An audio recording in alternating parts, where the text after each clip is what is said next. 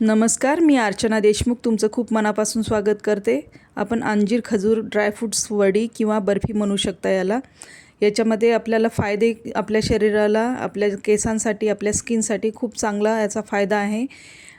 आणि कसं आहे की जेव्हा आपण बाजारातून विकत आणायचं ते एवढे पैसे देऊन आपण घेऊ शकत नाही, पण ही 10 मिनिटात घरच्या घरी तुम्ही छान ही वडी बर्फी बनवू शकता। या B12 याच्यामध्ये प्रोटीन आहे, व्हिटॅमिन आहे। लहान मुलांना म्हणजे वयस्कर माणसं जे कोणी आहेत ते सगळे खाऊ शकतात त्याला।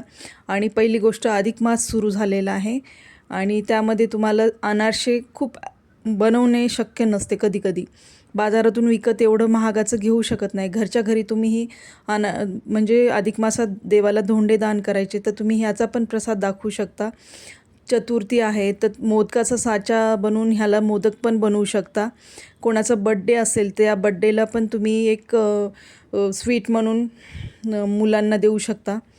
अशा प्रकारे हे सगळ्यांना म्हणजे फायदेशीर आहे आणि 10 मिनटं लागतात त्याला, जास्त वेळ लागत नाही आणि साधी सोपी पद्धत आहे, काहीच अवघड नाही आहे याच्यामध्ये। तुम्ही बघू शकता। तुम्हाला मला एवढंच सांगायचं आहे की घरच्या घरी मुलांना B12 प्रोटीन व्हिटॅमिन हे आपण काळजी घ्यायची असते आपल्या घराची, कुटुंबाची, आणि हे बनवायचं असते।